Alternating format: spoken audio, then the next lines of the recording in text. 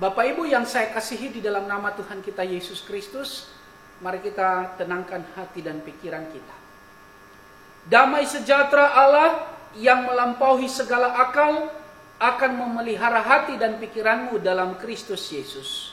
Kita berdoa. Terima kasih ya Bapa atas segala anugerah-Mu dalam hidup kami sepanjang minggu ini. Dan saat ini kami datang di hadapan-Mu, mau membuka hati dan pikiran kami untuk Engkau isi dengan kuasa firman-Mu. Oleh karena itu kami memohon kepadamu ya Bapa, ketika ada kuasa kegelapan, kuasa si jahat yang merongrong kehidupan kami, yang ingin mengganggu konsentrasi kami untuk mendengarkan firman-Mu, kami usir, kami tolak di dalam nama anak-Mu Yesus Kristus. Hanya kuat kuasa firman-Mu dan kuasa Roh Kudus-Mu yang merajai hidup kami, hati dan pikiran kami. Terlebih hamba-Mu yang lemah, hamba-Mu yang tidak mempunyai kekuatan apa-apa, beri dia hikmah dan kebijaksanaan. Berkati hati, pikiran, lidah dan bibirnya Tuhan, agar ia dapat menyampaikan isi hati-Mu kepada kami pada hari ini sesuai dengan kehendak-Mu. Dalam diri anak-Mu Yesus Kristus kami berdoa dan mengucap syukur. Haleluya.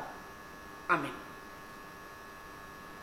Bapak Ibu yang saya kasihi di dalam nama Tuhan kita Yesus Kristus, firman Tuhan yang akan kita renungkan pada hari ini terambil dari kitab 2 Raja-Raja pasal 23 ayat yang pertama sampai ayatnya yang ke-14. Kitab 2 Raja-Raja pasal 23 ayat yang pertama sampai ayatnya yang ke-14. Firman Tuhan berkata demikian. Sesudah itu raja menyuruh orang mengumpulkan semua tua-tua Yehuda dan Yerusalem. Kemudian pergilah raja ke rumah Tuhan dan bersama-sama dia semua orang Yehuda dan semua penduduk Yerusalem, para imam, para nabi dan seluruh orang awam, dari yang kecil sampai yang besar. Dengan didengar mereka, ia membacakan segala perkataan dari kitab perjanjian yang ditemukan di rumah Tuhan itu. Sesudah itu berdirilah raja dekat tiang dan diadakannya lah perjanjian di hadapan Tuhan untuk hidup dengan mengikuti Tuhan dan tetap menuruti perintah-perintahnya, peraturan-peraturannya dan ketetapan-ketetapannya dengan segenap hati dan dengan segenap jiwa, dan untuk menempati perkataan perjanjian yang tertulis dalam kitab itu. Dan seluruh rakyat turut mendukung perjanjian itu. Raja memberi perintah kepada imam besar Hilkiah dan kepada para imam tingkat 2 dan kepada para penjaga pintu untuk mengeluarkan dari bait Tuhan segala perkakas yang telah dibuat untuk Baal dan Asyera dan untuk segala tentara langit. Lalu dibakarnyalah semuanya itu di luar kota Yerusalem, di padang-padang Kidron, dan diangkutnyalah abunya ke Betel. Ia memberhentikan para imam dewa asing yang telah diangkat oleh raja-raja Yehuda untuk membakar korban di bukit pengorbanan di kota-kota Yehuda dan di sekitar Yerusalem.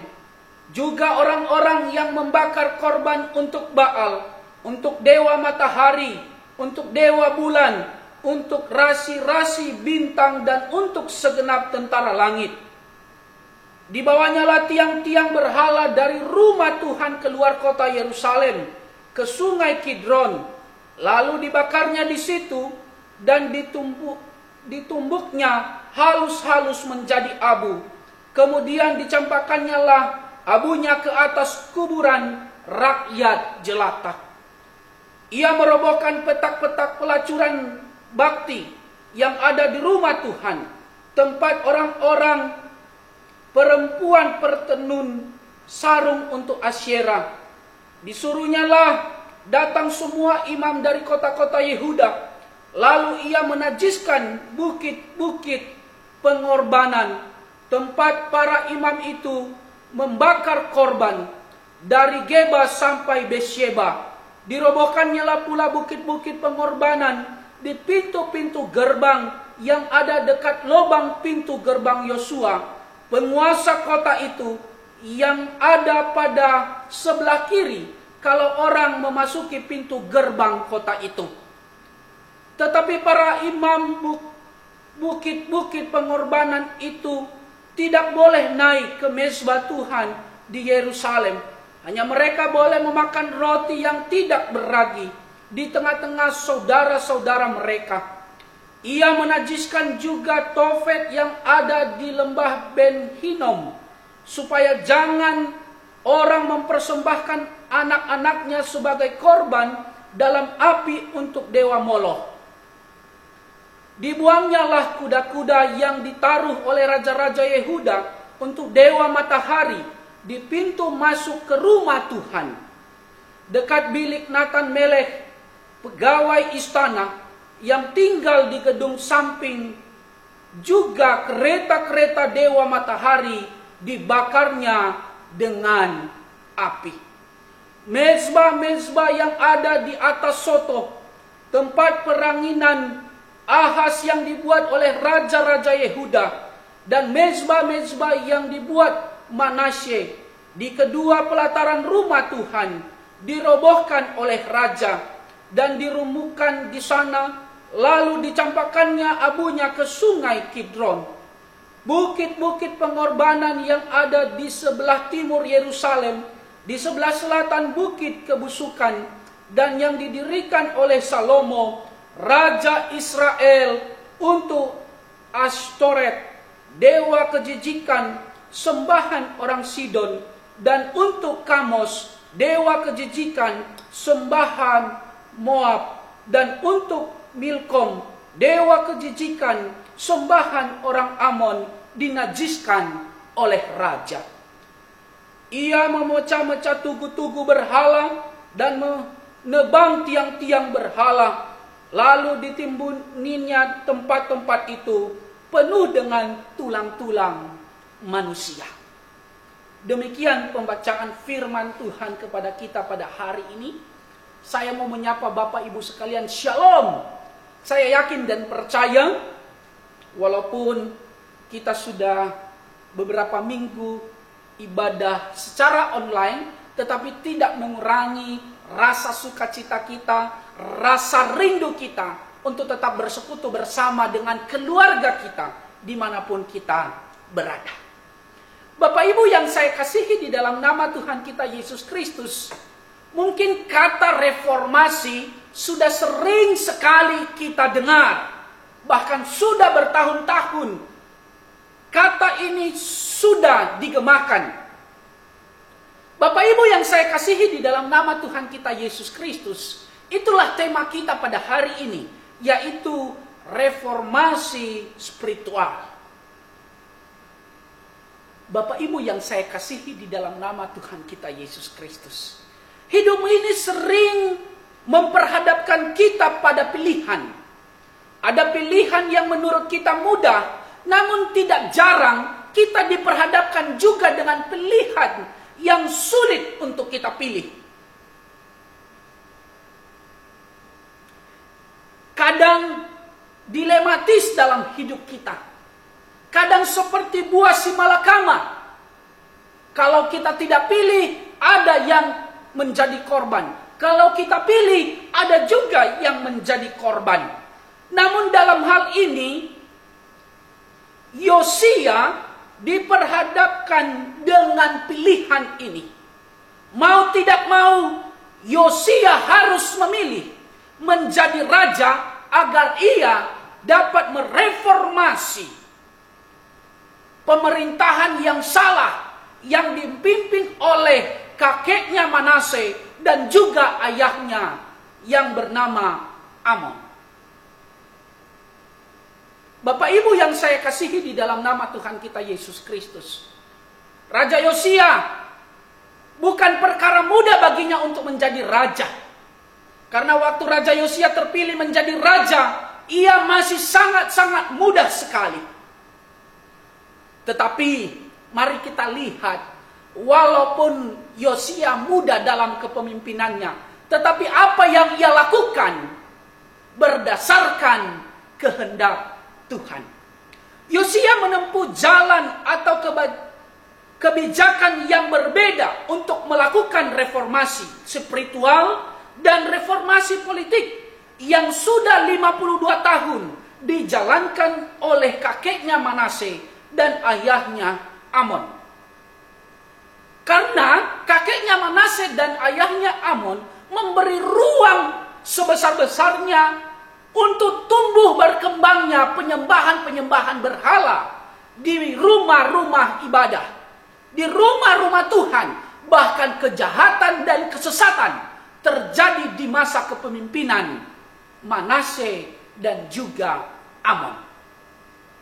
Itu yang hendak akan direformasi oleh Yosia.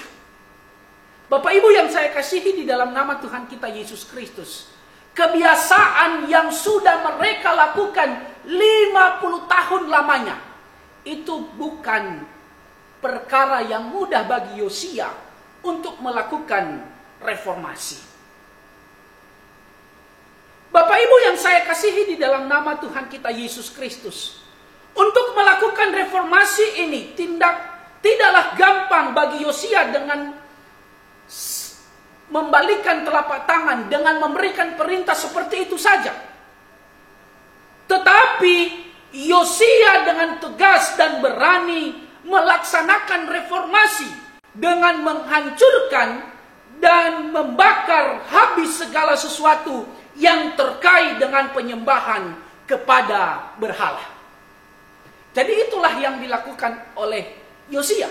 Dia mereformasi secara politik dan terlebih dia mereformasi secara spiritual bangsa Yehuda pada saat itu. Bapak Ibu yang saya kasihi di dalam nama Tuhan kita Yesus Kristus, ada banyak yang dilakukan oleh Yosia agar bangsa Yehuda menjadi bangsa yang hidup seperti semula dan benar-benar menjadi bangsa pilihan Allah. Bapak Ibu yang saya kasihi di dalam nama Tuhan kita Yesus Kristus, dalam tindakan Yosia untuk menghancurkan semua berhala, membakar semua tiang-tiang berhala, bahkan bukit-bukit penyembahan dia hancurkan, imam-imam yang mempersembahkan korban kepada dewa dia pecat. Ada dua tindakan yang kita lihat, yang diperlihatkan, yang terlihat dalam tindakan Yosia. Yang pertama tindakannya itu adalah keberanian dan ketegasan Yosia bertindak bukan dengan upaya pencitraan, tetapi upaya mengubah Yehuda agar hidup kembali sebagai umat perjanjian. Jadi Bapak Ibu yang saya kasihi di dalam nama Tuhan kita Yesus Kristus, ada banyak para pemimpin zaman sekarang ini melakukan pekerjaan mereka, melakukan reformasi, bukan sebenarnya sesungguhnya melakukan reformasi, tetapi dengan iming-iming pencitraan agar dia terkenal. Ya, tapi beda dengan Yosia. Yosia melakukan reformasi itu adalah benar-benar dari isi hatinya agar bangsa Yehuda kembali hidup seperti umat perjanjian. Ya. Jadi itu yang harus kita lihat lewat tindakan tegas oleh Yosia. Yang kedua, tindakannya ini adalah Yosia tampil sebagai pemimpin yang tegas, bahkan tidak kompromi dengan kejahatan dan kesesatan. Jadi ini yang harus kita lihat dalam kepemimpinan Yosia ini. Dia tidak pernah kompromi dengan kejahatan dan kesesatan. Bapak Ibu yang saya kasihi di dalam nama Tuhan kita Yesus Kristus, kalau kita melihat para pemimpin-pemimpin yang sudah dibui, bahkan sebelum mereka menjadi pemimpin, ketika mereka kampanye, luar biasa kampanye mereka. Kayak orang suci, kayak orang yang tidak berdosa. Tetapi pada prakteknya sesudah mereka terpilih, mereka kompromi dengan dosa. Mereka kompromi dengan orang yang korupsi. Mereka kompromi dengan kejahatan. Mereka kompromi dengan kesesatan. Bapak Ibu yang saya kasihi di dalam nama Tuhan kita Yesus Kristus, itulah yang dilakukan Yosia. Dia tidak pernah kompromi dengan yang namanya kejahatan dan kesesatan. Itu makanya Yosia berhasil mereformasi spiritual dan juga politik bangsa Yehuda pada saat itu. Bapak Ibu yang saya kasihi di dalam nama Tuhan kita Yesus Kristus, yang perlu kita renungkan saat ini, yang perlu kita tanya dalam hidup kita saat ini, bagaimana cara kita agar kita bisa meneladani kepemimpinan Yosia yang dapat melakukan reformasi, agar kita juga dapat melakukan reformasi dalam hidup kita, dalam kehidupan keluarga kita, dan dimanapun kita berada. Dalam renungan kita pada hari ini, ada 3 hal yang harus kita renungkan dan teladani dari kepemimpinan Yosia. Yang pertama, agar kita menjadi pemimpin yang dapat mereformasi spiritual dan juga politik ke hal-hal yang memuliakan Tuhan adalah jadilah pemimpin yang takut akan Tuhan. Itu yang dilakukan oleh Yosia sebelum ia melakukan tugasnya, sebelum ia bertindak, ia berjanji di hadapan Allah. Bukan seperti yang dilakukan oleh para elit politik ketika mereka punya janji politik kepada orang-orang tertentu. Tetapi Yosia memiliki janji bukan kepada manusia, tetapi kepada Allah ia membuat janji. Seperti ini janjinya, seperti yang terdapat dalam 2 Raja-Raja pasal 23 ayat 3. Dia berkata demikian.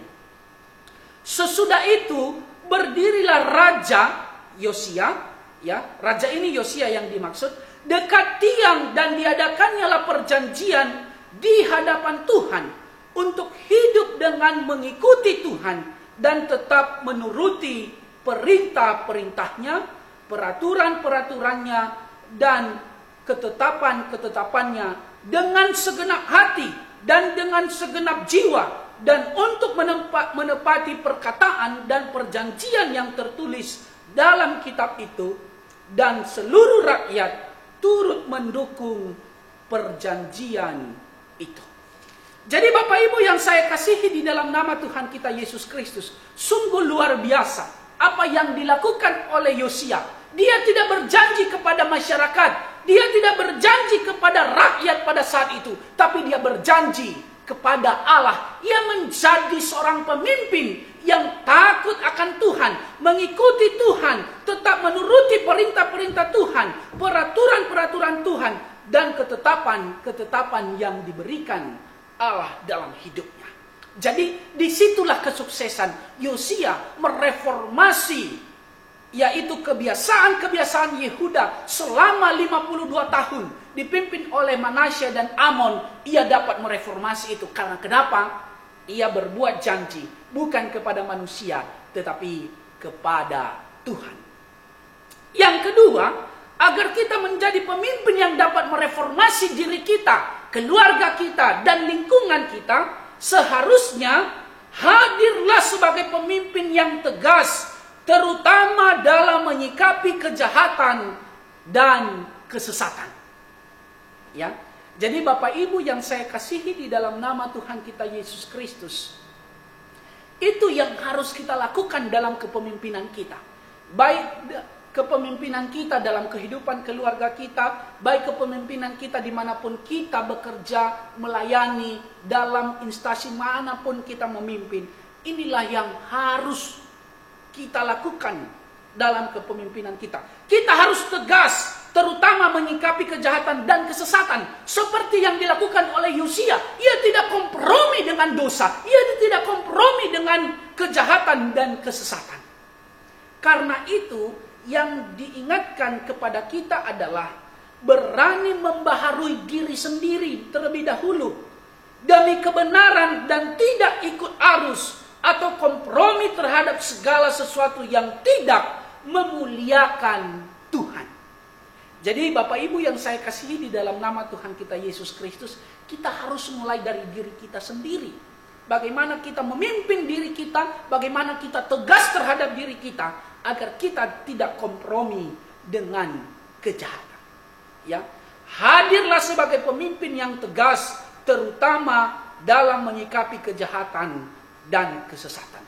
Yang ketiga, yang harus kita renungkan dalam firman Tuhan ini adalah, jadilah pribadi yang memimpin di tengah-tengah dimanapun kita memimpin, yaitu pribadi yang telah direformasi oleh firman Allah atau Yesus Kristus. Jadi sebelum kita menjadi pemimpin, baik dalam keluarga, baik dalam pelayanan, baik dalam pekerjaan, pastikan dulu diri kita sudah direformasi oleh kebenaran firman Tuhan, sudah direformasi diri kita oleh Yesus Kristus. Saya yakin dan percaya kita semua telah mengalami reformasi di dalam Yesus Kristus. Amin. Hati yang diperbaharui membawa perubahan hidup, dan hidup yang diperbaharui membawa perubahan dunia. Jadi Bapak Ibu yang saya kasihi di dalam nama Tuhan kita Yesus Kristus, ketika kita memimpin, ketika kita mau mereformasi sesuatu hal, sesuatu kelompok dari keluarga kita, kelompok orang-orang tertentu, kelompok persekutuan kita, ketika kita mau terjadi reformasi, bahkan di negara kita, harus kita mulai dari diri kita. Reformasi dulu hati kita, ya, sehingga hidup kita mengalami perubahan. Ketika hidup kita mengalami perubahan, maka kita mampu melakukan perubahan dalam dunia ini. Terlebih dalam ayat hafalan kita dia berkata dalam Roma pasal 12 ayat 2a, janganlah kamu menjadi serupa dengan dunia ini, tetapi berubahlah oleh pembaharuan budimu. Jadi dalam firman Tuhan ini dia mengingatkan kita bagaimana kita harus meneladani kepemimpinan Yosia. Sekali lagi saya mau tekankan, jadilah pemimpin yang takut akan Tuhan. Hadirlah sebagai pemimpin yang tegas, terutama dalam menyikapi kejahatan dan kesesatan. Dan yang terakhir, jadilah pribadi yang telah direformasi oleh firman Allah atau Yesus Kristus. Demikianlah renungan firman Tuhan kepada kita pada hari ini. Kiranya firman Tuhan ini menjadi rema dalam setiap kehidupan kita. Ayat hafalan kepada kita pada hari ini terambil dari Roma pasal 12 ayat 2a. Mari kita baca bersama-sama. 1, 2, 3, ya. Janganlah kamu menjadi serupa dengan dunia ini, tetapi berubahlah oleh pembaharuan budimu. Kita berdoa. Terima kasih ya Bapa atas segala anugerah-Mu dalam hidup kami. Bahkan hari ini kami bisa merenungkan sebagian dari firman Tuhan. Engkau mengajari kami bagaimana kami harus melakukan reformasi spiritual maupun reformasi politik dalam kehidupan kami sehari-hari. Mulai dari keluarga kami, sampai di tempat pekerjaan kami, dan dimanapun kami melayani. Engkau telah mengajari kami lewat hamba-Mu Yosia. Dan terlebih Tuhan, hamba-Mu sangat terbatas dalam menyampaikan firman Tuhan ini. Kiranya kuat kuasa Roh Kudus-Mu yang berkarya dalam setiap kehidupan jemaat Tuhan yang telah mendengarkan firman Tuhan pada hari ini. Agar mereka dapat merenungkan dan terlebih melakukan firman Tuhan ini dalam setiap aspek kehidupan mereka. Hamba-Mu mau berdoa buat jemaat Tuhan dimanapun mereka berada saat ini. Secara khusus di BNKP Tangerang ya Tuhan. Engkau berkati mereka, beri kesehatan dan kekuatan bagi mereka. Pulihkan mereka Bapa. Ketika mereka sedang sakit, sembuhkan penyakit mereka. Ketika mereka sedang susah, hibur hati mereka. Ketika mereka sedang mencari pekerjaan, berikan pekerjaan yang baik bagi mereka. Dan ketika mereka sedang diombang-ambingkan oleh berbagai-bagai penderitaan yang mereka alami, hamba-Mu memohon, ikut campur dalam menyelesaikan setiap persoalan hidup mereka. Bapa dalam surga, terlebih kami bersyukur atas segala anugerah-Mu kepada jemaat Tuhan di BNKP Tangerang. Yang sakit sudah Engkau sembuhkan, secara khusus saudara-saudara kami yang beberapa minggu yang lalu terkonfirmasi positif COVID-19. Tetapi Engkau telah menolong dan menyertai mereka. Engkau telah melewatkan mereka dari kuasa maut. Engkau telah menjauhkan mereka dari kuasa maut, sehingga mereka dapat sembuh dan kembali ke rumah mereka masing-masing. Lanjutkan kasih setia-Mu kepada mereka Tuhan, agar kesehatan dan kekuatan terus terjadi dalam hidup mereka. Bapa dalam surga, ada banyak pergumulan umat Tuhan yang ada di BNKP Tangerang ini. Namun tersembunyi bagi hamba-Mu. Namun tidak ada yang tersembunyi bagi-Mu Tuhan. Hamba-Mu memohon, ikut campur dalam menyelesaikan setiap pergumulan mereka. Terlebih Bapa, setiap program pelayanan yang akan dilaksanakan dalam minggu ini, Engkau berkati. Engkau beri hikmat kepada pelaksana pelayanan dan terlebih yang menerima pelayanan, agar hidup mereka diberkati. Kami mau berdoa buat bangsa dan negara kami, Indonesia tercinta Tuhan. Kau berkati, terlebih saat ini kami sedang bergumul melawan virus corona, bahkan juga berbagai pergumulan bangsa dan negara ini. Ada banyak kekacauan yang terjadi. Kami memohon kepadamu, anugerahkan kesehatan, anugerahkan damai sejahtera bagi negara kami, negara tercinta kami, Indonesia. Berkati para pemimpin kami, para pemerintahan Tuhan. Beri mereka hikmah dan kebijaksanaan, agar mereka mengambil kebijakan dan keputusan sesuai dengan kehendak-Mu. Terima kasih Bapa. Inilah doa dan permohonan kami. Janganlah kehendak kami yang jadi, melainkan kehendak-Mu yang jadi di atas kami. Dalam diri anak-Mu Yesus Kristus kami berdoa dan mengucap syukur. Haleluya. Amin.